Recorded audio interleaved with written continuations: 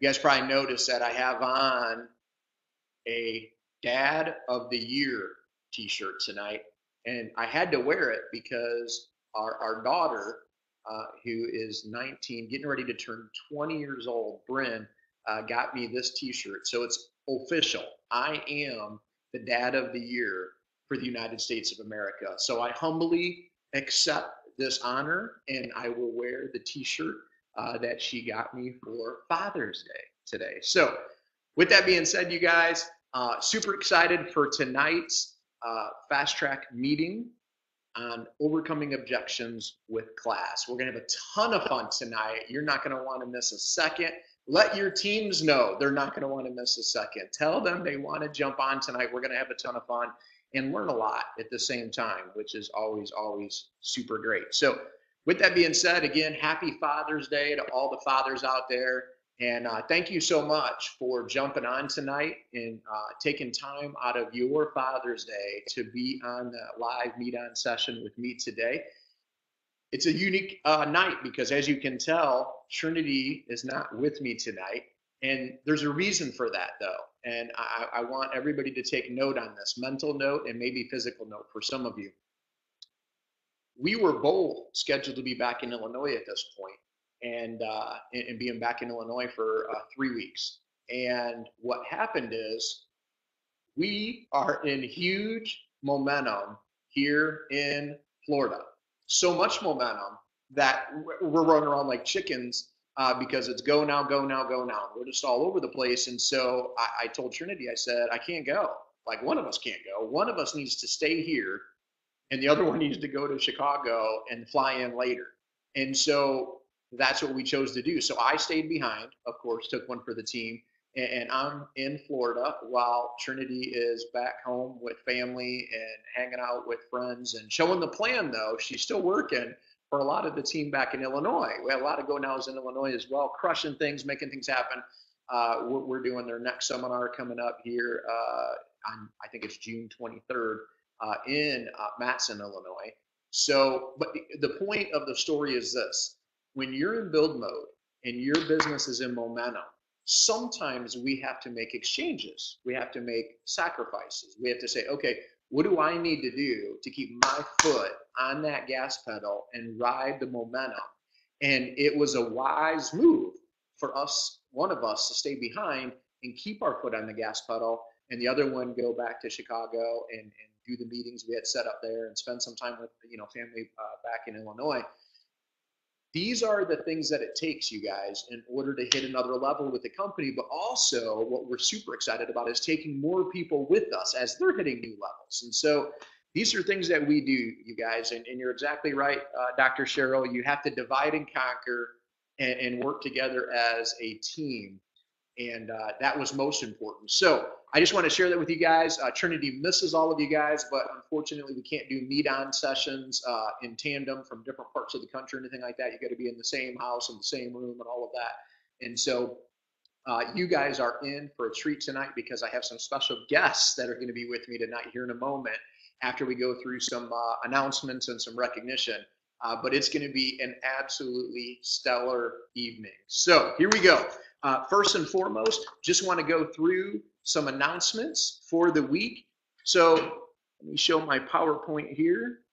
All right, so just a quick reminder, because some of you may be brand new onto the fast track here tonight with us. And if you are brand new, congratulations. And we're glad to have you aboard and ready to tear things up and make things happen. But we are on week 7 of our 90-day fast track. Doesn't matter if you're brand new, you just jump right in with us and just take the train wheels off the bike and get ready to have some fun with us. But you should have your weekly checklist, and you want to turn that weekly checklist into your team captain every Friday by midnight at the absolute latest. If you're going to be gone over the weekend, some people were traveling this weekend, with it being Father's Day weekend, they maybe turned in their weekly checklist on Thursday. They turned it in early to the team captain to make sure they got it in before the deadline, and then the team captains turned it in to Trinity and I by noon on Saturday.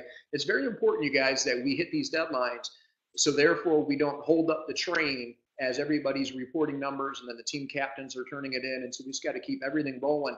And I want to congratulate you guys because we have a huge number of you that are right on track, staying committed. You are not only great starters, but you guys are excellent finishers, meaning every single week it's like a reset button on your business of turning in your weekly checklist, and you have chosen to turn it in, stay the course, the good, the bad, the ugly, the awesome, whatever your weekly checklist was for this week, you turned it in.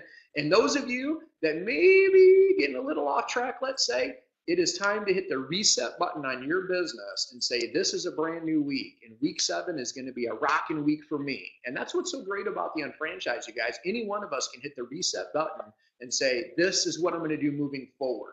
And I am going to be an excellent finisher because I finish what I start.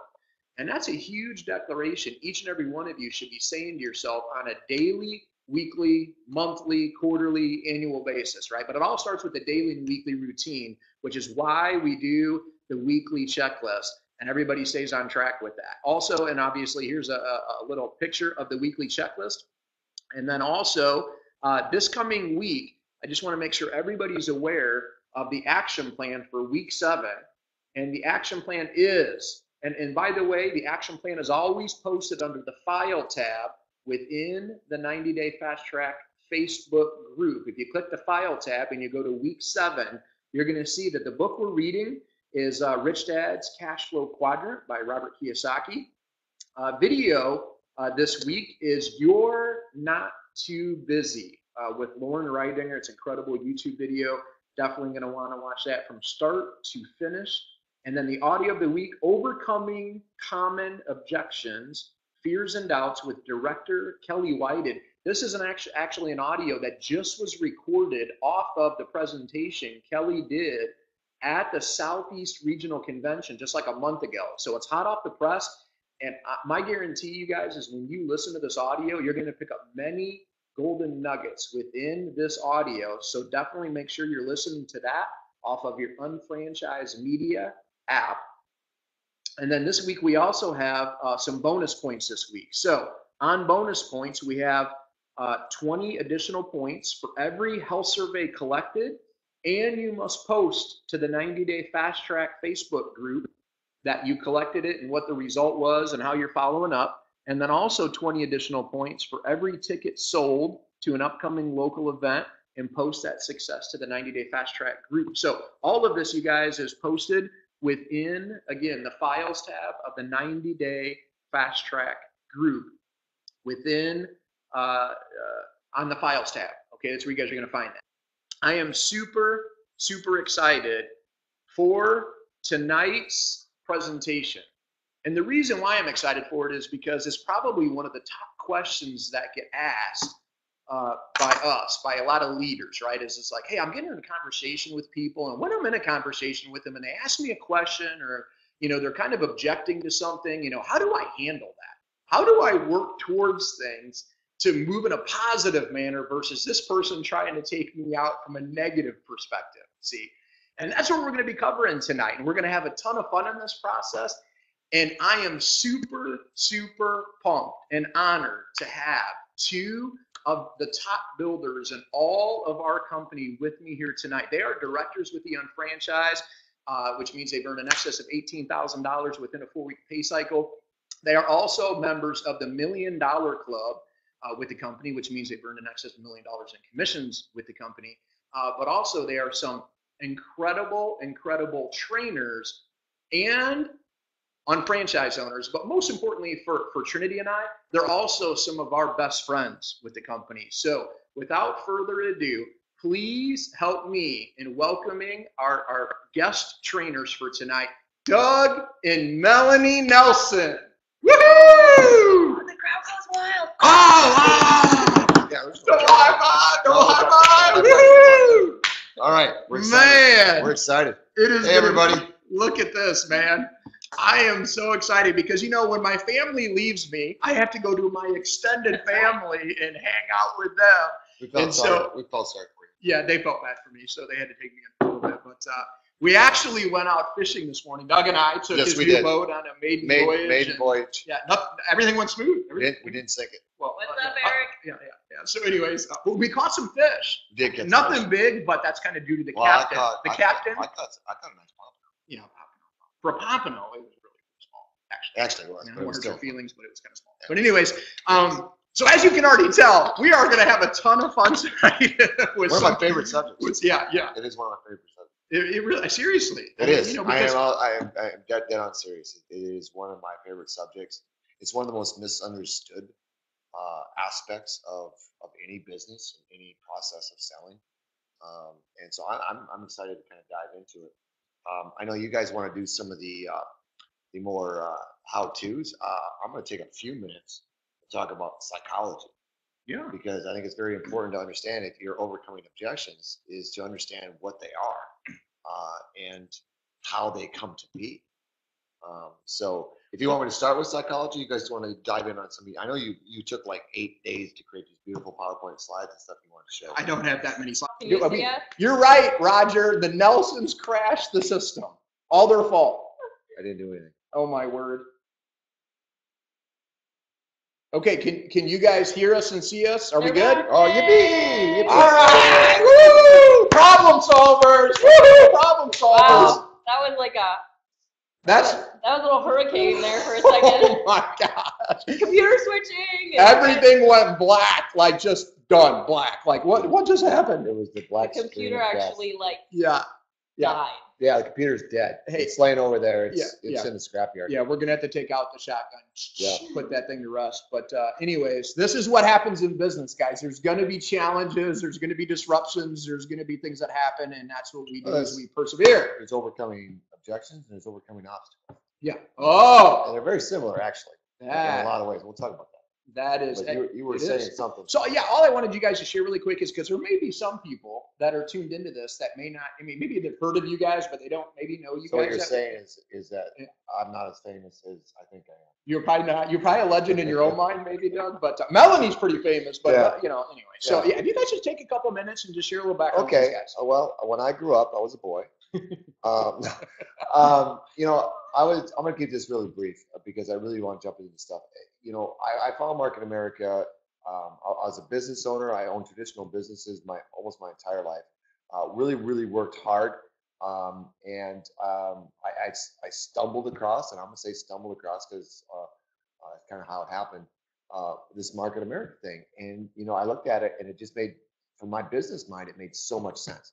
It was so highly leveraged, and it was such a pure form of business that I had to take advantage of it.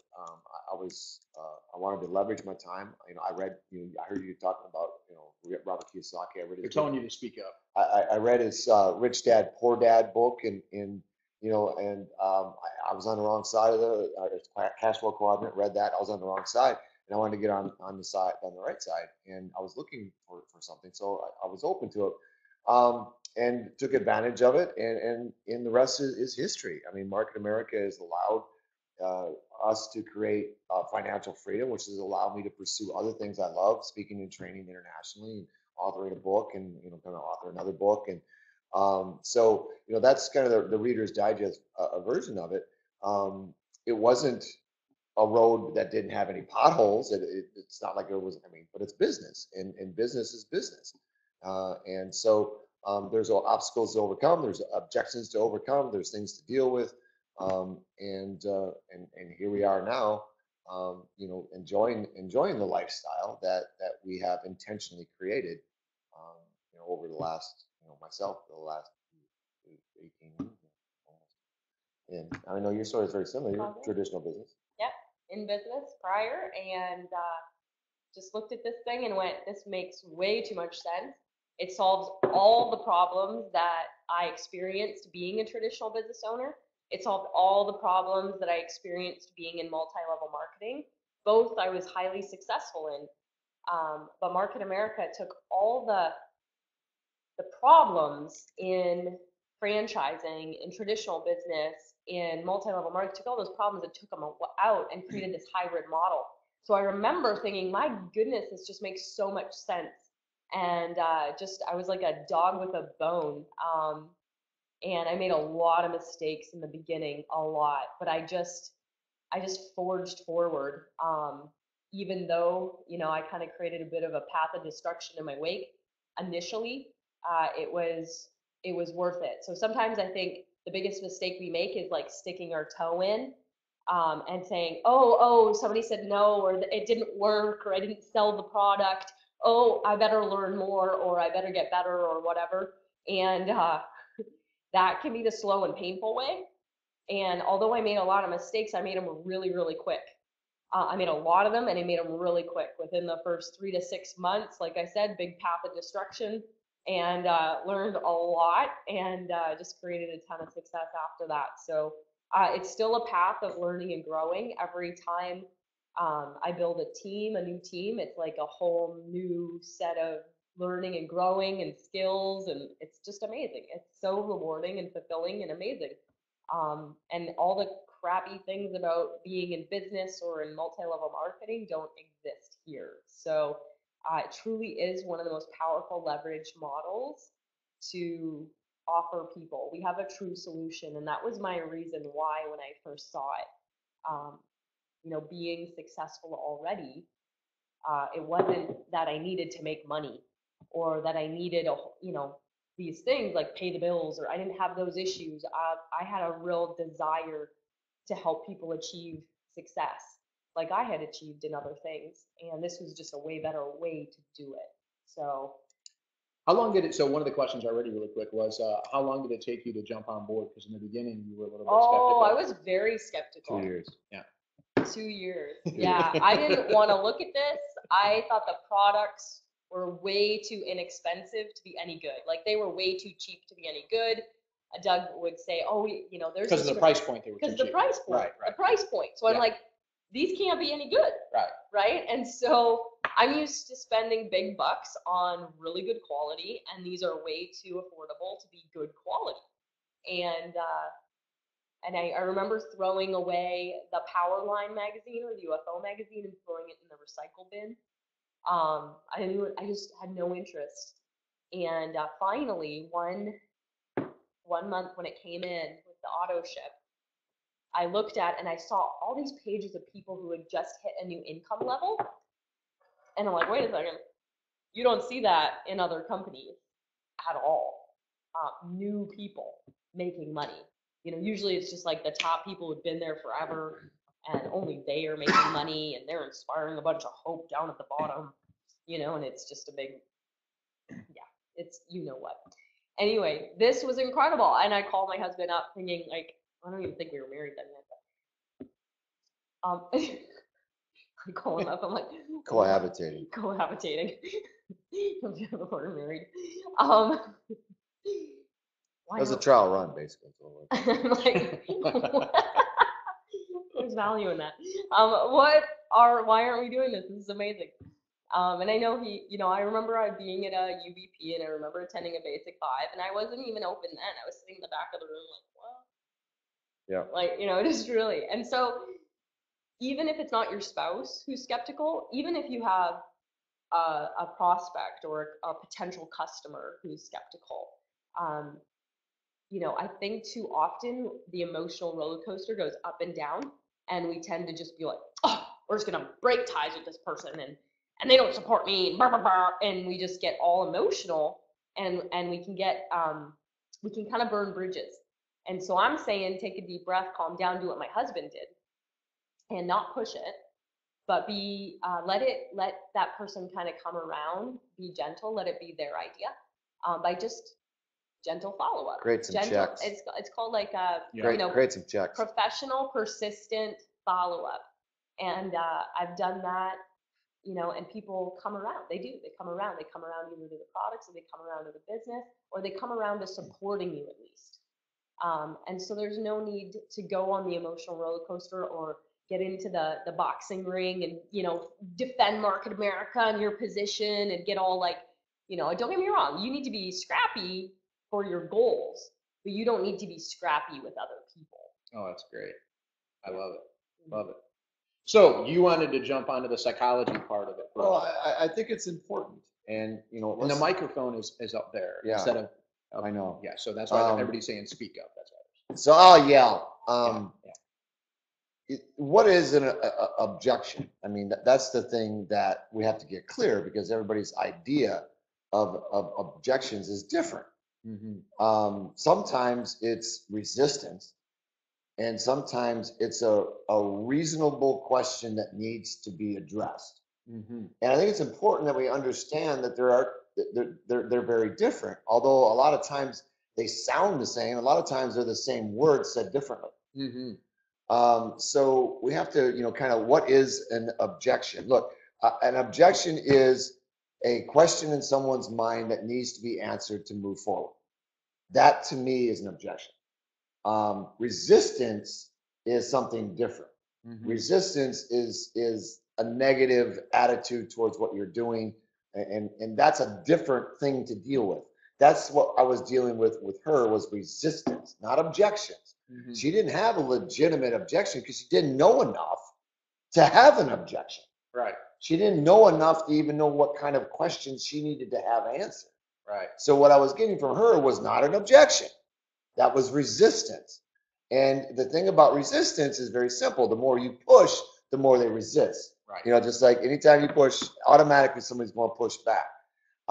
So we're going to deal with objections tonight, Right. not resistance. Right. That's another topic for you on your fast track. If you ever want another idea for a topic, that's a good one. Here's the thing to understand about objections, and these are reasonable questions that someone needs answered in order for them to move forward. There are two times to deal with an objection. Okay, there's before it happens and after it happens. And it's a lot easier to do it before it happens. Right. So one of the things that I've honed over the years is the presentation to address objections before they even come up. And it's incorporated in there. So let's start off with some examples of some common objections that you may get. And I'm gonna do it this in regards to the business presentation. Okay, not the product presentation, but the principles work the same. Right, they do. Right. So you guys, being as smart people as you are, what are some common objections, or maybe somebody can write some objections in the thingamabob there, that machine there on the interweb, and give us some common ones you have. But let's start with one. What's a common one you get about showing the plan on a first presentation? Is it sales? Is it selling? Is there selling Do involved? I have to sell? Like, do I have to sell stuff? Okay. Is there sales? Right. I don't want to sell stuff. Okay, that's My family or friend? right. Yeah, right, no right. sales. So Is that how they sound too? yeah. In my head, that's how they yeah, sound in their like. head, that's how they sound. Look, it's not about selling. That's the problem. Okay, no one has a problem with selling. Look at me in the eye. No one has a problem with selling. What they have a problem with is rejection. Right. If there was no rejection, everybody would love to sell. Correct. So now there's a couple of things and reasons that someone would have resistance to that and afraid of the rejection. Number one is because they don't believe in what they're selling. Well, they don't even know what they're selling yet. So, the other is they don't have enough belief in themselves, meaning that they don't have the self-esteem to be able to separate the rejection of a product and not take it personally. Right. So those are the two reasons that someone has a problem with selling. And again, it's not the selling problem, it's the rejection. And you can't deal with the second one right away, but you can start dealing with the first one and talking about the quality of the products. But one of the things that I'll explain, if that is blurted out, is that it's Market America, not twist your neighbor's arm to sell them products America. It's Market America. And what we do is we implement marketing strategies that will allow you to move products to the end consumer. And I say that in the presentation. So I very seldom personally ever get, do we have to sell anything? Because I talk about it. Yeah. I in the plan. show the plan, Right. or even in a UVP. Right. My version of that is, when it says, create a customer base, is like, hey, we're not necessarily looking for salespeople. We're looking for people who'd be willing to follow our marketing systems to generate a customer base. So if you're willing to follow proven systems, we can help you create. We can help you. So it's we language. So versus you're going to sell, or you're going to do this, or you're going to buy a ticket. It's we are going to do this together. Mhm. So we are not necessarily looking for a sales force. We are looking for people who are willing to follow a system. Marketing systems Marketing that move systems. products to the end consumer. And so, again, understand it's not about the selling, it's about the rejection. So the part two of that, so it doesn't pop up later, is giving them true value in the products and what we're doing. And that happens with time, right? If they aren't already a customer, Right. they should be buying products to evaluate the products before they even come on board. Right. It's part of my qualification process. If you're not willing to buy products and try the ones that you would be selling, this probably isn't fit for you. Right. Right. Right. That common sense one there. Do I have to buy stuff? And I would, if that came out and blurted out, I'd say, well, no, you're not stuff, but products, yes. Right? Because if you're going to represent a product, you want to experience it yourself first, correct? Well, yeah, because then you would be in integrity. And we do everything in integrity. So obviously, if we're going to promote some of the products, you're going to have to try some of the products to make sure that you can get behind them. And that's part of this whole evaluation process. Look, if you can't find a product that we provide that you like, this isn't for you. Right. I'll tell them flat out, this isn't for you. So it kind of addresses that. I don't have, and these are all the common ones, I don't have time and money. Now, if you incorporate, excuse me, into your presentation, and one of the ways that I do that is I talk about in the beginning the reasons that I did Market America, because I didn't have enough time and I didn't have enough money. Right. This is why I did it. Right. Right. Because I wanted to fix both of those problems, and Market America has fixed both of them. So I address that before it happens, and it depending on who I'm showing the plan to. If somebody I know, right, like a friend, like you and I have known each other for 10 years, and you know who I am and how I am, right? Right. And you say, well, I don't have the time and money. I say, great. When do you want to register your business? Because that's exactly why people do. Right. And Yeah, see, I'll look them square in the eye That's so good. when I say it. Right. And I'll say it and I'll mean it. Yep. And I go, oh, okay. That's usually the response you get. But you wouldn't do that with somebody you don't know, right? Right. But it's a way to kind of. It's not about fishing. Right. Well, because here's the thing. When someone tells you they don't have time and money as an excuse, that's the excuse they use not to do anything. They use that excuse all the time. That's right. And they use it all the time for one reason. It works. That's right. And all of a sudden they discover in this particular case, you didn't buy it. I'm not buying that. So it's their habit. It's a habit. It's default for them. It's an auto default that they go to as a reason not to do something, as an excuse not to do something different in their life. Right. And they use it all the time. Anybody that uses, I can't afford that, I guarantee they've used that reason 10,000 times over their lifetime. Well, I don't have the time. You've used that reason 10,000 times. And the reason you keep using it is because it works on the person you're dealing with. And all of a sudden they realize that it doesn't work on me. I'm calling them on their BS. Right. Because why do we do Market America? For time and money. That's right. Right. It's the reason. That's not a reason not to do it. It's a reason to do it. Yeah. So just understanding that. But again, if you can incorporate these things like the time and money thing in the beginning of your presentation so that you can overcome it before it comes up. So two things. Yep. One of Kelly White's in the audio this week, which I listened to this morning. I love how he says, so somebody says, oh, I don't have time or I don't have money. Oh, you know what? Market America already thought of that. That's why they created a business you could build on a part-time basis between 8 and 15 hours. That's a nice way of saying what I did. Yes, exactly. nice Because not everybody has got this personality, That's right? Totally. And so for me, I'm not going to necessarily come at it with Doug's personality. I'm going to come at it with mine, which is, and I loved Kelly's.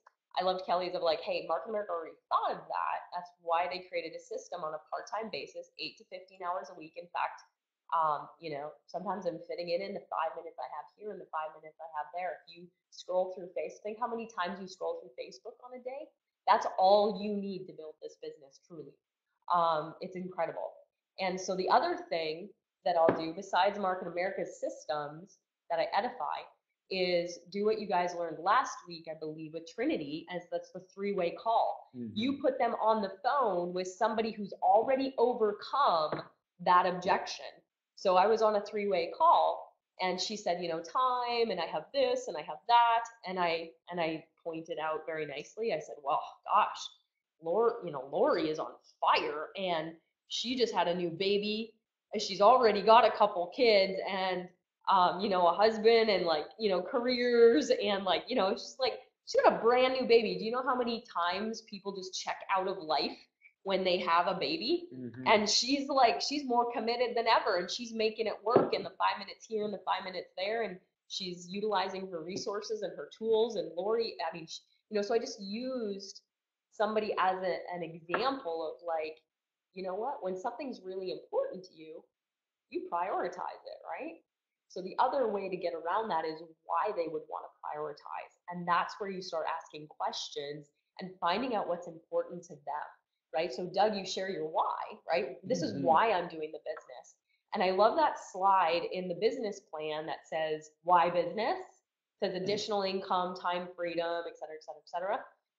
And I say, this is what we do in the business. This is how we help people. Now you might be fine. I might be showing the plan to Cullen. I'm like, you might be fine with additional income, or like you might be totally cool with your retirement plan and you get all the free time in the world, Cullen. But I bet you know people who do need these things. But if he says yes to the 2 to 3 year plan, then I'm going to go back to that and I'm going to say, which one of those was the most important to you, Cullen, and why?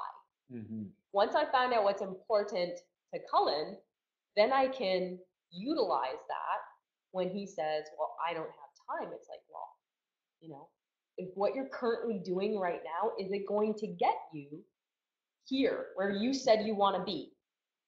So based on the fact that I know where he wants to be with your plan, with what you're currently doing right now, Cullen, is it going to get you where you want to go? Mm-hmm. Right? Is it going to get you that time frame? Is it going to get you the whatever the case might be?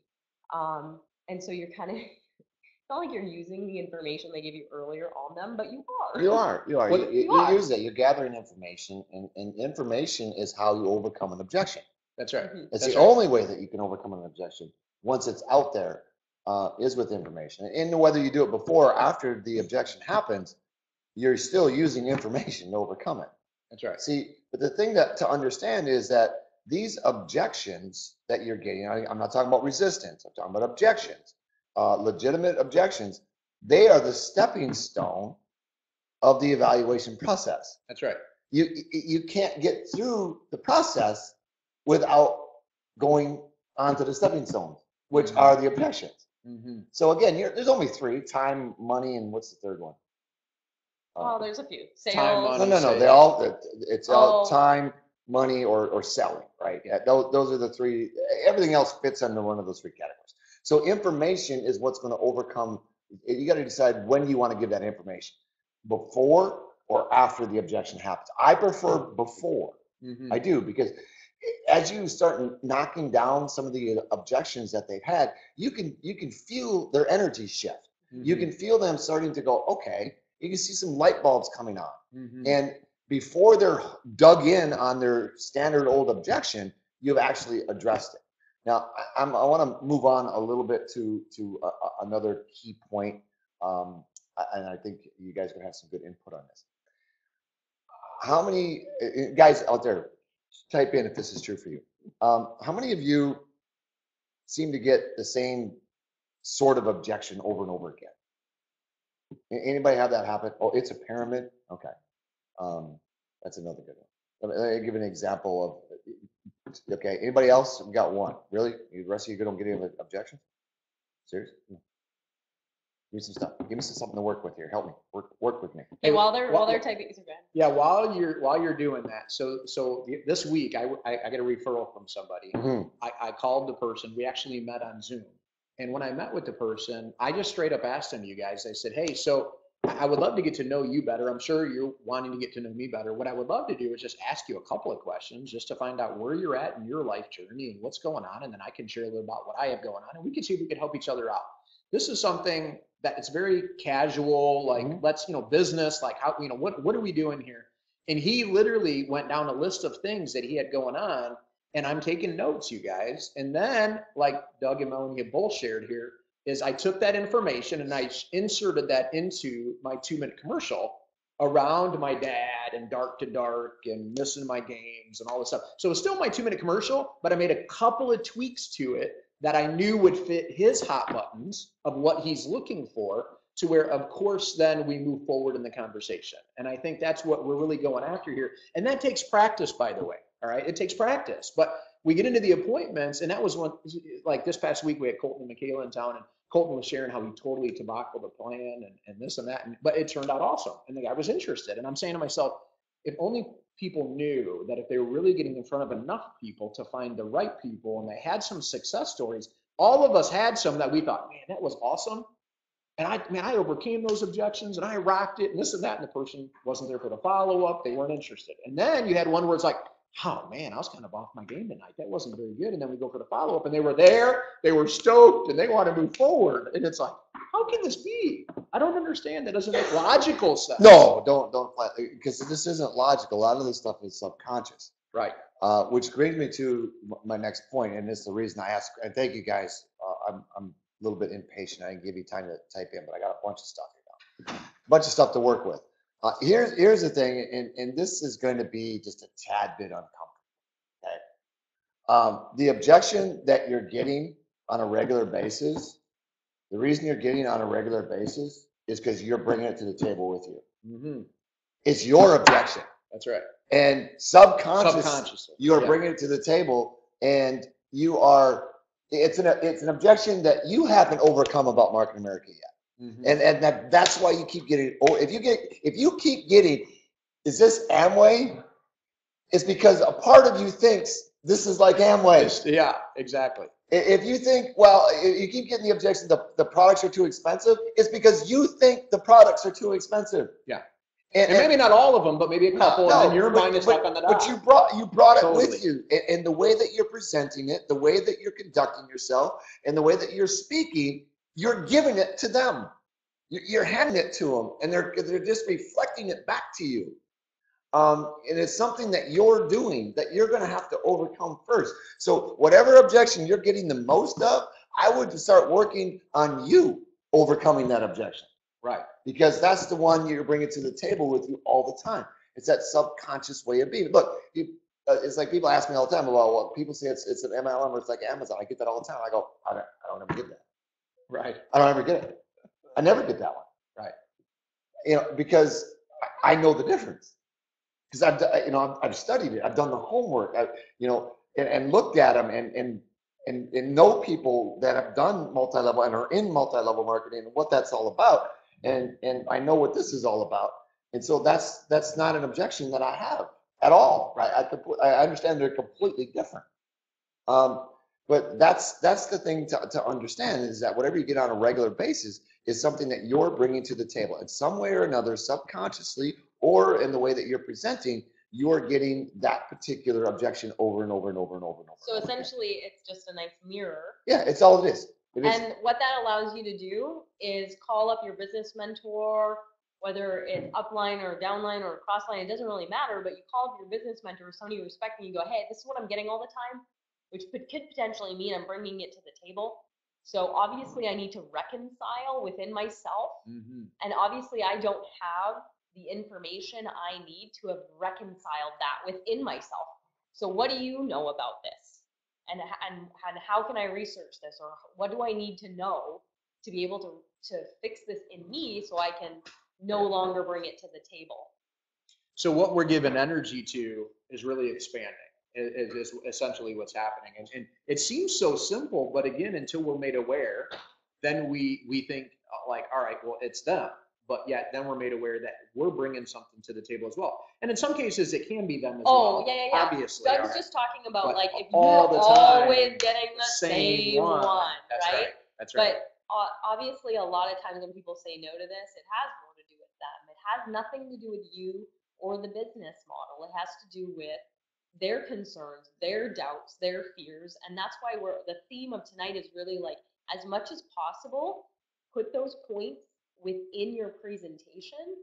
And I'm going to say this, that oftentimes I think, and don't get me wrong, I love one-to-one conversation, but sometimes I think we get a little bit too overzealous about dropping little things about the business here and there in conversation that they don't know what this is, and we're dropping information out of context. They're coming to a conclusion about what this is, that it might be multi-level marketing. And I always tell people, don't try to sell the plan before they see the plan. Mm-hmm. That's what the appointment is for. So all we need to master, especially when we're brand new, is setting the appointment. Mm-hmm. That's the only skill to master as a brand new owner. Just set the appointment to take a look at this, to evaluate it, to learn what I'm doing, to see the new business I started. Would you evaluate the new business I started? Would you come learn about what I'm doing now? I mean, that's a fair question to ask your warm market, your friends, your family, etc. May or may not be for you, but man, I'd really love you to take a look at what I'm doing. At the very least, you'll know some people I can help, etc. So because it's like you're like dropping these little stones or pebbles of information about the business in conversation on like nonchalantly, but it's not. And You think it is. you think it is, but it's really not. It's not. And no, it's not. And, You're you know baiting what? and leading someone to bring up the business. And that's typical multi-level marketing. And if you're prospecting that way, yeah, you're going to get it. This is one of those things. I guarantee it. And that's why the evaluation approach is the only approach I've ever used, because it's straightforward. Here's what I'm doing. Here's what I'm asking. The table is set, and they know what to expect. You know what to expect. And then I reaffirm that before I do the presentation. I thank them and I reaffirm, thank you for evaluating this. May or may not be for you, but it may be to point you in the right direction. And if so, we can make it worth your time. And I reiterate the approach again so that they understand, what it is. And everything stays congruent, and that's very business-like. And I speak in business terms because that's my background. Mm-hmm. When I show the plan, and that's probably what I don't get is one of those things. Pyramid was another one someone threw out there, and I address that in the plan as soon as I show the structure. Mm-hmm. I look across the table. I say, I know what you're thinking. You're thinking that looks like a pyramid, and you're absolutely correct. Every business looks like a pyramid when you draw it out on paper. Mm-hmm. Let me show you how this is different, how it works different than your standard regular corporate pyramid, and I go on to explain it. Yeah, so good. And I don't bat an eye. Right. I don't say it sheepishly. It's forward. You don't get defensive. No, I don't get defensive. Right. I agree. Energy, with them. right? I agree. Yeah. The quickest way to end the argument is to agree with the other person. Right. And that's what you do. You just agree with them. That's so great. Yeah. So that kind of diffuses that one. So but again, over time, I incorporated these things in as I was dealing with the objections. It's like, where can I, and look at your presentation. You should be practicing your presentation, and look at the objections that you're getting. Where can I cut them off before we get into them? Right. Before they spit it back to me, because once they say it back to you, they own it. Yeah. And they're a little more dug in. Yeah. But if you can overcome it before they say it, they're not dug in, and it's much easier to get over there. So coming back to where we started with this is, in conversation, if you're just having casual conversation about the business, you're going to get those objections, but now you don't have your tools. You don't have the business presentation. You don't have the posture of someone coming with you to the appointment, like another business partner while you're showing the plan, or a UBP where there's all this proof that it works. So sometimes what's happening, I think, for people is that they're having these casual conversations about the business to raise interest for them to see the business. And then you get this objection, but you really don't know how to handle it yet. You don't have the confidence. You don't have the posture. You don't have your business sponsor or mentor beside you. And that's why I say, as a new owner, you don't have the tools yet. So focus on the skill of setting the appointment so that you can get them in front of Colin or Doug or, You separate the three, right? There's prospecting, there's recruiting, and sponsoring. And there are three separate processes. And the prospecting is just getting the appointment. That's it. All you're doing is selling the appointment. I don't know if this is for you, right? Right. And they keep asking questions. Hey, those are great questions, and they require quite an answer. And that's why, I need to sit down and have you evaluate it so I can address all of those issues. And so you want to have an answer to what is it, right? And have that down pat. And the what is it should be just enough for them to, want to ask questions, but you don't want to answer every question, right? It's enough to create a little bit of what is this? Curiosity, right? It's got to be a little tantalizing, right? And that's where your 2-minute commercial comes in as well. Those are all prospecting tools. Recruiting tools is overcoming objections. Recruiting tools is presenting the business concept and the business plan, the 2 to 3 and the 45 and all that stuff. And you shouldn't be doing that when you're prospecting. Yeah. It's just prospecting is just getting the appointment. You don't even know if you want to recruit this person until you do the appointment. So you'll eliminate a lot of the objections if you don't try to recruit while you're prospecting. Right. That's it. That's keep the flow. Right. One step at a time. So to give everybody some action plan and action steps as a result of this particular training, I'm going to go back to what I was talking about before. Take a look at your presentation and where can you incorporate overcoming objections that you're commonly getting before they come up. Yeah. And the common ones: money, time, is this a pyramid? Those types of things. So if somebody sees the plan, here I'm going to go to you now. And so if somebody sees the plan and then they get done, they go, "This looks amazing, but I'm really tight on money." Right. What would you say? Market America already thought of that. Boom! All right. Yeah, and what's really incredible is it was, almost 6 figures for me to start my traditional business. Right. It's $1 million to buy a franchise, and that's all to create a 6-figure ongoing income. Mm-hmm. But with the unfranchised system, it's $399 to get started. I mean, and if that is a stretch, then we can retail your way into the business. Mm-hmm. We have a couple systems based on which product is really a fit for you that we can actually fund your business and get you started in the black. So whether, no matter what, we can get you started. This is one of the most affordable businesses to start and run, and we will work on solutions together. Mm-hmm. And one of the things I do, and this is myself, I want to solidify the exact objection. What is it for sure? Mm-hmm. So go ahead and ask me the same question, and I'll give you a different take. Hers is perfect for her personality, but this is me. Go ahead. That's good.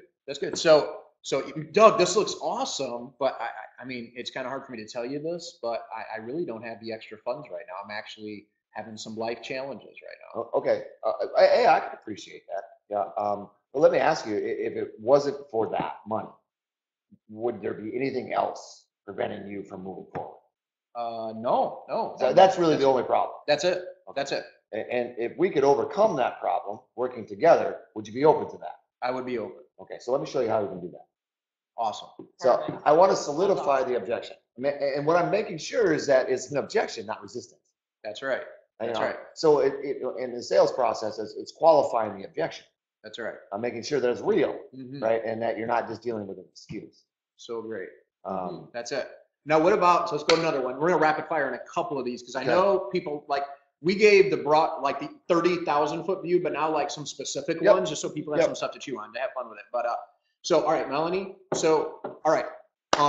So this looks interesting. Are you making any money yet? So again, as a new person, right? I mean, this is one of the biggest fears that people think, and so they think it, and so then it comes up. So that's part of an energy deal too. We know that to be true. Yep. So if that's happening a lot, we know they're giving energy to it, which is why it's expanding and blah, blah, blah. But once you work on that, there's a way to overcome that in advance too, right? So they don't ask you the question, but so what would you do? Well, again, it kind of depends on the situation here.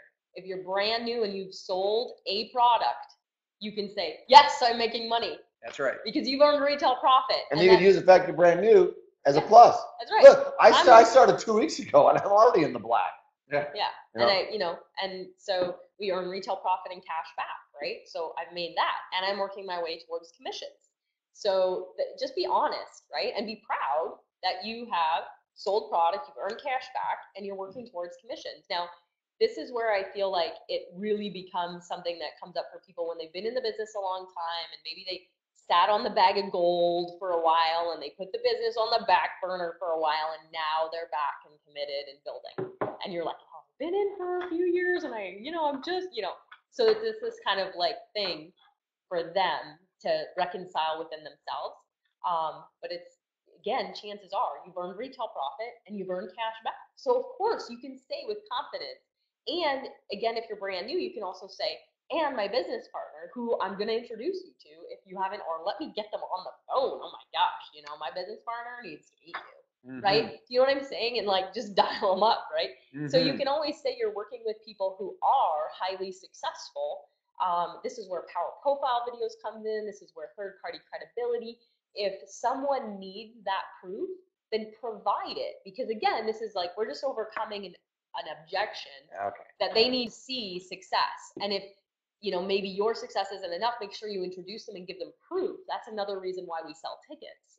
Because all of these objections can be handled at an event. That's why every appointment you have, every plan, every product event, every conversation, you need to slide that ticket across the table and say, you know what? All of these concerns that we've been talking about, at the end of this event, you're going to know for sure if this is for you or not. So sometimes you can't give them everything they need. You're not the person to do it. They need to go to the event. Almost always, that's the best case scenario anyway. And so slide the ticket across the table, literally, physical ticket across the table. And once you tell them why they need to be at the event, because it's going to handle all of the concerns you've been talking about, I know you're going to know by the end of this Saturday that if this is for you or not. And cash or check. My take? Yeah, $30. Your take. My take, that one is not an objection. Yeah. That's resistance. Yeah. It's, what do they say in Russia? It's bullshitsky. It is. It's 100% BS. That is, it's just pure resistance. Yeah. That's all it is. In other words, it don't matter what you're saying. It doesn't matter. They're giving you a hard time. It doesn't matter. Because they're like a troll on social media. Exactly. I've done it. I've sat across the table from somebody as a director, $1 million club member, been financially free with multi-six-figure income for years, and had people say, "Well, have you made any money on it?"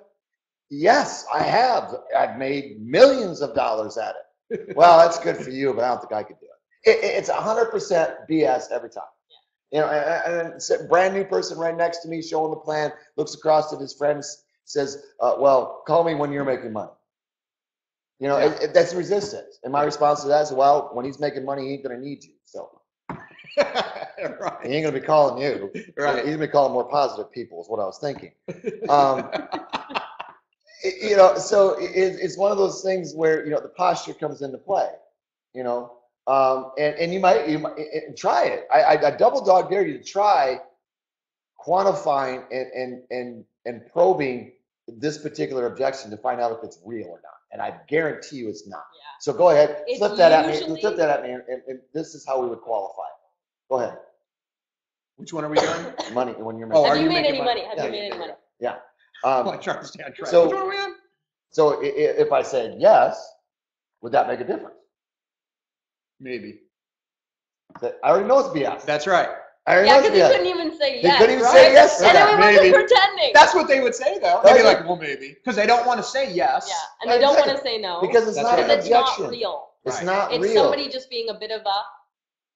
Yeah, like the Russian word. Yeah. It's 100% that way. And try qualifying that particular objection, and you'll find out it's resistance. And every time that you try to qualify resistance or objection that's resistance, it'll happen the same way. You'll very quickly realize it's not something they want you to answer so that they can move forward. No. It's just resistance to moving forward. And so that doesn't mean you don't try, right? And you don't do it, Melanie. Yeah, but understand. You're going to exhaust all your options, right. But at the end of the day, you're going to find out if this person is our flavor, because we have a flavor here. Like this is, it's like, hey, we're like, let's say you love mint chocolate chip. I don't, but let's say our flavor in Market America is mint chocolate chip, but all they want is cookie dough, and you're like, no, mint chocolate chip's the way to go. And it's you know what I'm saying? Like sometimes you're just going to find out that this person isn't on the same wavelength. No. They're not the same flavor. They're like a turd in a punch bowl, as Doug would say. They don't belong. Which one of these things does not belong, right? And usually you're just going to find out. Now, caveat that with, don't roll over. Like the minute No. somebody gives you a little bit of an objection or a little bit of resistance, don't roll over. Always say the things you need to say to handle the objection or find out if it's resistance. And then you've done what you need to do. You'll know and find out whether this person is a fit or not.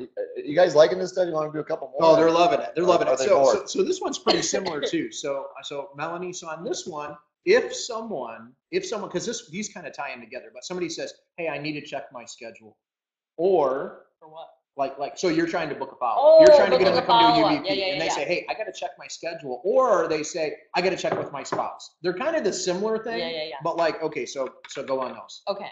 Uh-oh. So let's put something in tentatively, because a lot of times it's like, oh, I need to know if I need a sitter and how the husband is doing. And sometimes there's a lot of moving parts. Sure. So it's like, okay, great. So I always put something tentative on the calendar that we both think is going to work. So let's book something now anyway. Let's book something now anyway.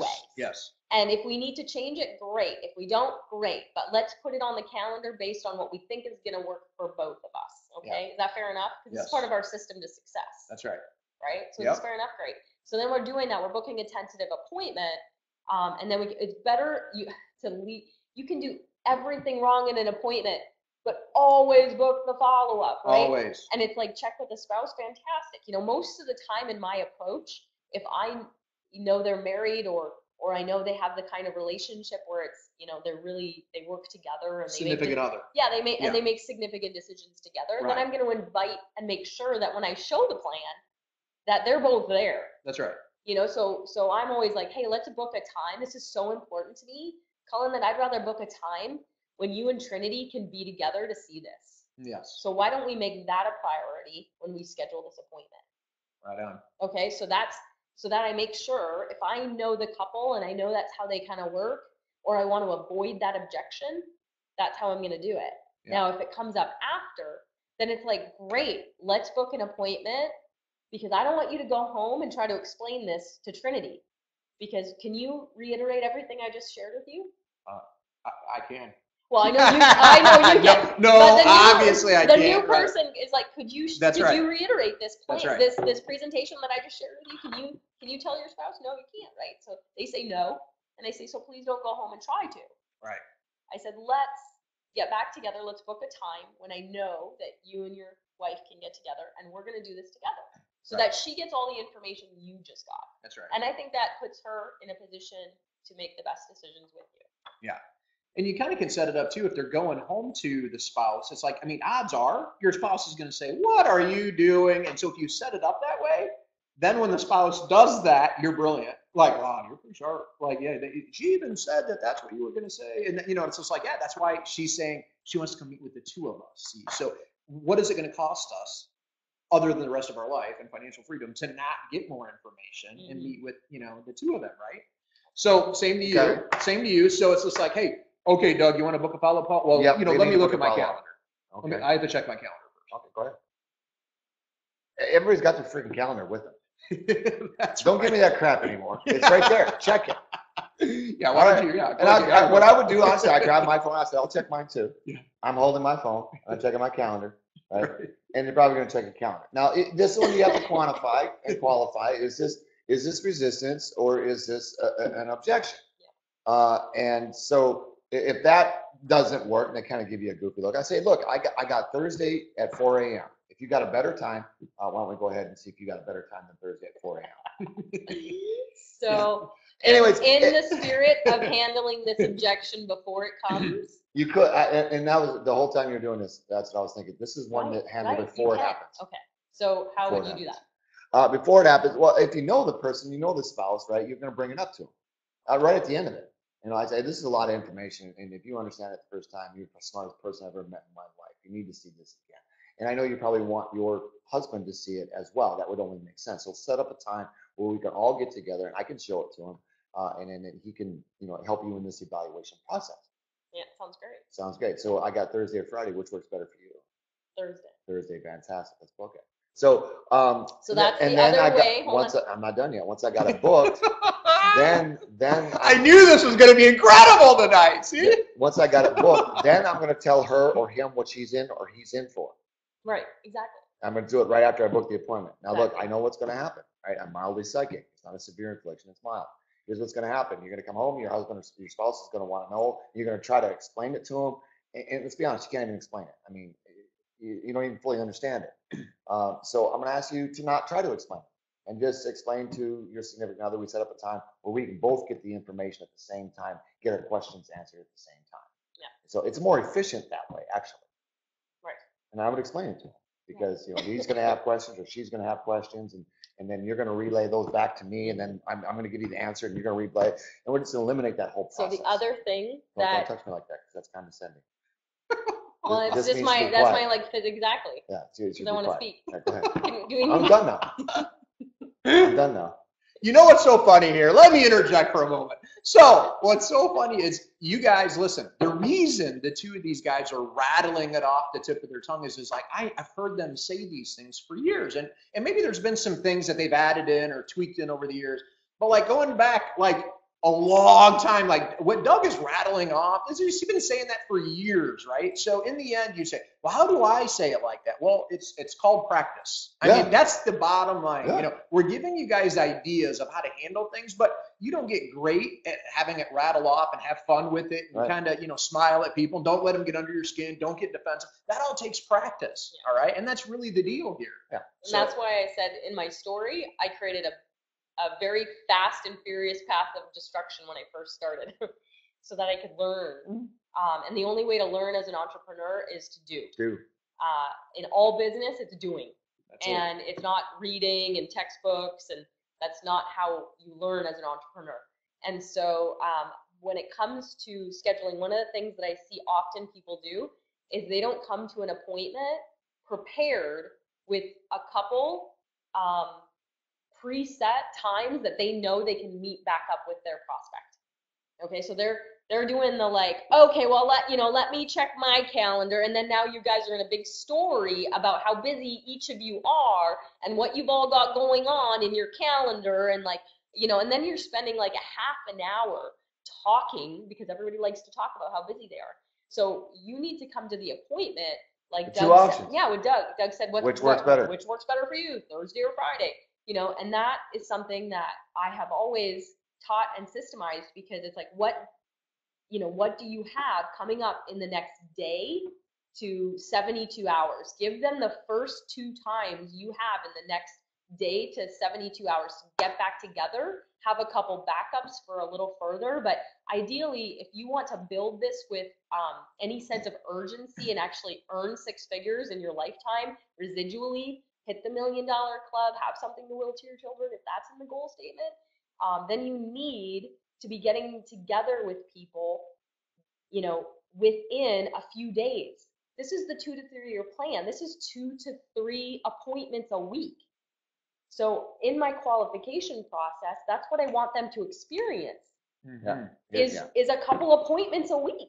What you said. Not one every week or one every 2 weeks. When you're pushing it out like that, you're pushing out your goals, you're pushing out their goals, and you're not giving them a very good example of what the 2 to 3 year plan takes.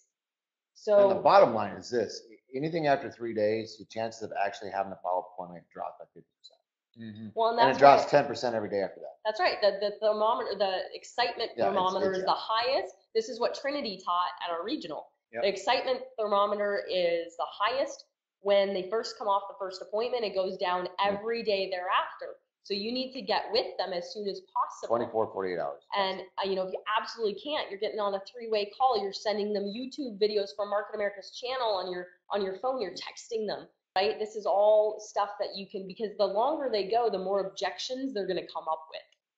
And it's like you're throwing a bucket of water on a burning house, when you wait too long.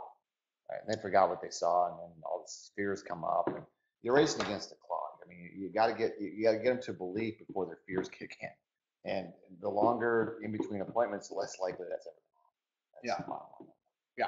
So the final objection, and then we're going to wrap this up, is just flat out, just like you get through, you're going through some information. Let's say the person's not even that engaged. They're just sitting there. They're nodding their head, but you're talking a lot. But okay, but you haven't stopped to ask them a question in a while, so that's kind of the first lesson. But let's say that's what they're doing, right? And you get there, and you look at them, and they say, "Well, I'm just not interested. I'm just not interested, Doug." So how would you handle that? Well, again, this is my style. So what part are you not interested in? The time freedom or the money? Yeah, right. Yeah. And then pause. And it's there, yeah. And look, and all joking aside, look, at this point, you don't have enough information to know whether you're interested or not. That's right. I mean, if you want, I mean, first time I saw this, I didn't understand hardly anything. My question to you is, like you mentioned earlier, you wanted to create this, and this, and that. Is that important to you? Right. Right. Yes. Are you willing to do things differently to accomplish that? Yeah, well, I got to do it different than what I have been doing if I want a different result, right? So are you open to evaluating this to the point where you can understand it so that you can make a good informed decision? No, I'm not. Okay. I can't help you. And that's okay. But that's the path that would lead you down. Right. Totally. You know, and you would get clarity around what's happening. I threw the joke in there Right. to shake you out of your rut. Right. Right. Because you're expecting me to try to sell you or overcome then or convince you. Right. You know, so I'll come sideways in with a joke, but then I'll lead you down a path with questions. Right. And anywhere along the line, I'm not convincing you. At the end, you said no. And I said, fantastic. I got nothing for you. Right. You know, and then, you know, thank you for your time, you know, and maybe ask for some referrals and not burn the bridge. And what are the odds, just so we're helping people on referrals, what are the odds someone who says, I'm not interested, and then you go, well, would you at least give me some referrals? What are the odds they're going to give you? Well, we would never say it that way. I would never say it that way. I got to put my glasses on for this one because I look smarter when I have my glasses on. Well, at least you look smarter. Yeah, we don't know if he is smarter. That's I not think he looks really sexy. Here's the thing. The whole referral thing starts way back in the approach, right? Because you set that, and that's what the evaluation. Someone asked the question, what's the difference between an approach between warm market and cold market? There is no difference. It's the same approach. I don't care if I just met them or if I've known them for 20 years. It's the same approach. I'll just, maybe, know their name. But it's the same approach. Don't overthink this. People say, well, this person's different and that person's different. And everybody's unique. Everybody's different like everybody else is. They're all the same. People are people. And you use the same approach each and every time. That's a whole nother training on approaches. But back to your original question. The referral thing is set up from the very beginning. And when you talk about people, I talk about this in showing the opportunity that, people, struggle, they live paycheck to paycheck. That might not be you, but you probably know some people in that situation. Am I right? Right. A lot of people are upside down in debt, especially that high interest credit card debt, and that's starting to creep up. Oh, yeah, I have student loans. People are upside down on their homes in some cases still to this day, and student loans is another one. Now, you may not have fallen into any of those traps. But yourself, I just told you I did. I know, but you say you didn't.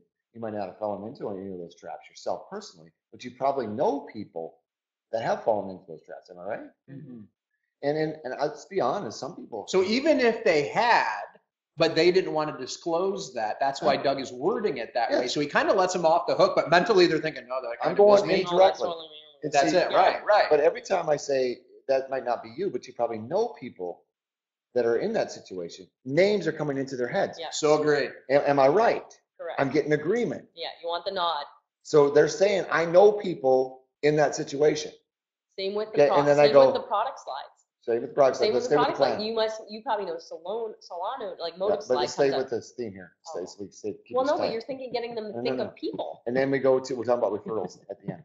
And then the last question, some people just flat out hate their jobs. Now, you may love what you do, but you probably know some people who don't particularly like what they do and are looking for a way out. Am I right? Mm-hmm. So I got agreements on yes. She said, yes, I know people like that. Yes, I know people like that. Yes, I know people like that. So at the very end, when I say, okay, it's not for you, but you had some people come to mind that I might be able to help out with this, why don't you go ahead and write their names and numbers down? They can't sit across the table with me and say, I don't know anybody. You just told me 35 minutes ago you knew people in each one of those categories. Right. So now you're just being excuse me. Now you're just being difficult. Yeah. No, it's not 100%. Right. But it ups my average. Ups the average. Considerably. Yeah. When I set it up that way. But if you don't set it up that way, and you come right at them, hey, a lot of people are broken, upside down, and in debt. You probably are too, right? They go, well, no. At the end of that, they're not going to give you referrals. Right. That might not be you, but you may know people in that situation. Am I right? Right. And they're, oh, yeah. And then sometimes you'd be amazed. Sometimes they'll spit out, oh, that's me.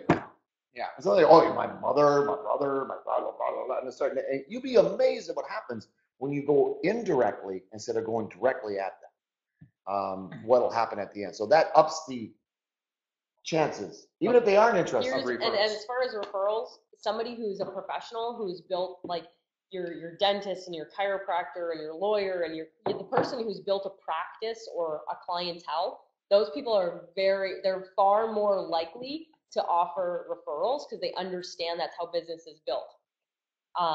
Somebody who's been in a job their whole lives, or maybe been a stay-at-home parent or something like that, maybe, unless they're like, they know everyone and they're like the community busybody or whatever, unless they're like that, chances are they're probably not going to give you referrals because they don't understand that that's exactly how business works. Well, then you go with the help. Then you go with the help. Right. See, then you go in less from the business perspective. It's like, it's fine, like you say, you're not interested for yourself, but you mentioned earlier that some people I might be able to help. Yes. Right. And so I'm not going from, I'm trying to build a business from referrals. I'm trying to help people. And the same thing with the products. If it's not for them, you mentioned, some people I could help, that have these particular. So again, going that indirect route will help get the referrals at the end, whether it be for product or whether it be for. So again, homework, look at your presentation. Are you doing these things? Are you indirectly going about this where they're thinking of people while you're doing it? Mm-hmm. And I'll say what I say one more time real quickly. People are struggling financially. People are upside down in debt, and you might have avoided that yourself personally, but you probably know people that are in that situation. Am I right? Mm-hmm. And it doesn't have to be exactly what I'm saying, but and also most people are just ill prepared for retirement. They're nowhere near where they need to be to retire comfortably. Now, you might be prepared yourself, but you probably know some people that aren't. Am I right? Right. And you could do the same thing for every product division, for everything. That's the whole goal. That's what you were saying. Yeah, it's like products. Every product, it's like I want them to think of people that would qualify for my business, and that's like in the motive slide. I'm like, who do you know that's a salon owner or a makeup artist? In the TLS slide, I'm like, who do you know that's a personal trainer or a nurse practitioner or a gym owner? And I'm literally getting them to think of people in every product slide. So I'm going less product detail and more who do you know, especially the first time I show them the business plan. Yeah. First time, I'm not trying to sell them products. I'm trying to get them to think of people so that when they see the boxes for Mark and Kate, they put names in those boxes. In their mind, they put names. Mm-hmm. And if they put names in the Mark and Kate box, they'll want more information. They're going to choose the 2 to 3 year plan and they're going to want more information. Right? That's really at the end of the day our goal. Our goal. Yeah. We want them to choose the 2. I mean, obviously because it's going to help them and it's going to help us. But have to blow ultimately, we are always trying to find a fit, no matter what. At the end of the day, not everybody's going to be a fit for this. Can you believe that not everybody who sees this goes, "This is the best thing ever"? Right? I mean, it is. Right. It is kind of crazy that not everybody does that. But what's true is that you will go through the majority to find the minority. Yeah. Okay. And you have to be willing to do that. Period. Over now. Closing thoughts. Anything else? Not a thought in my head. No. It's going to go back to the homework. Don't make this night a waste of time by not following up yourself and doing the homework. Eric, get that plan out. That he said, what about role playing with your team to sharpen skills and smooth your responses? Absolutely. Yes. Absolutely. Yes. Absolutely role playing, but the best people to practice on are prospects. That's right. That too. There's no substitute for showing the plan. So it would be like professional practice people. Right. If you want to practice, it's good to practice your names, but then look at your names list. Yeah. Find 5 people you would never want as business partners. Set appointments with them and go practice. And suck. Get the suck out on the 5 people. I guarantee you one of the 5 are going to screw it up and want to become a business partner. So be careful who you put on that list. But pick 5 people, that you'd never want to do business with. 5 people you don't even particularly like, and set appointments and practice. I mean, come on, it's all practice. It's all practice. And in that process, the right people will identify themselves. But get that presentation out. Practice that presentation. Put in, where can I overcome the objections? You're How can I shaking the go? camera. Oh, I'm sorry. Well, it adds to the effect. Well, yeah, Special no, effects. It Special goes, effects. goes out of focus. I know, special effects. Oh, special. And get that honed in and dialed in so that you can overcome the objections before they happen, and you can indirectly get them to think of people, so at the end you can get the referrals. That's my final thought. Awesome. Final thoughts. You know, go do it, honestly. Practice. Be persistent. Be persistent. What about you Be just had a persistent. huge motives party last night, and I one did. gal showed up who you've been talking to Oh for a my while. gosh, like a year and a half. Right? Year and a It was half. her last chance. This was her last chance. I was literally like, I'm gonna find a new hairdresser because this hairdresser will not like come to a meeting, buy product, da da da. It's been a year and a half. If she doesn't come to this, I'm finding a new hairdresser. Yeah, we're giving her and her husband a lot of business. Yeah, we've given her and her husband a ton of business, both separately. They're both, we use them professionally. They're both business owners. Yeah, so she's just like not reciprocating. Last And chance. I was like, last chance. And I was like, she's not gonna show up, and she did. She bought product. I'm gonna do a video actually on my motives event that I did yesterday, and just share with you a little bit of strategies on, because I sold Some awesome strategies, by the way. I told them, I'm like, you got to do a video on that. Yeah. So be looking forward to that. Cullen and Doug. I told them they couldn't come back to We the got house. kicked out of the house. We got kicked out. We got kicked out. So I'm like, don't come back till 8 because it's a ladies' night in, right? And anyway, Guys' night out. I had 3 personal guests, sold almost $500 worth of motives. Everybody a blast, and anyway, so I'm going to be sharing some tips on how. And motives is just something you have fun with. Oh, it's not even my focus. Right, it's that's totally what I mean. just, like you just have fun. Just fun, and that's to answer NRS's question. I don't know who NRS is, but she said, "What's your answer to what is it?" It doesn't matter. It never matters. It's just whatever it is for you, have it down pat, like rolls off your tongue. That's where practicing comes in. Because my what is it is gonna be different than your what is it. It's just gotta be true. It's gotta be short, and it's gotta roll off your tongue. Period. Over and out. You want to hear it? You already do. Your final thoughts are over. No, man, what is it? No. Your final thoughts are over. You'll like it. I'm buzzing you. You'll like it. You'll like it. Here it is. Here it is. No, Here it is. It's an illegal pyramid scheme that preys on the elderly. Oh, jeez. I'm not. People go, no. I said, of course not. Right. See, joking around. Having fun, baby. Having fun. High right? five. Having fun. That's what we do. It's got to be more fun than their job. Yes. That's your goal. That's your goal. goal. Is to make this more fun than their job. All right. Guys, thank you guys so much for spending time with us tonight. We had a blast with you. I really just enjoyed sitting here playing the moderator tonight because these guys bring so much wisdom to the table from experience. Well, Melanie brings a lot of wisdom to the table. Doug, we're really not sure what he brought tonight, but he was here, so it was exciting. So with that being said, thank you guys so much for your time. Someone asked, is this going to get posted? Yes, this will get uploaded into the 90-day fast track. Might have to edit it. We might have to. We might edit Doug straight out of it. We'll see. But anyways, guys, this is what this is all about, though, is just having fun. Hang out with Don't friends. take everything so serious, all right? And Get practice screw it up. equals progress. You guys got this. We love you, and thanks for hanging out, guys. Push the button. There you go. Push the button. And you got to push that one. There you go. And then Any it takes 10 seconds. We got to start. Eight. It's creepy, I guess.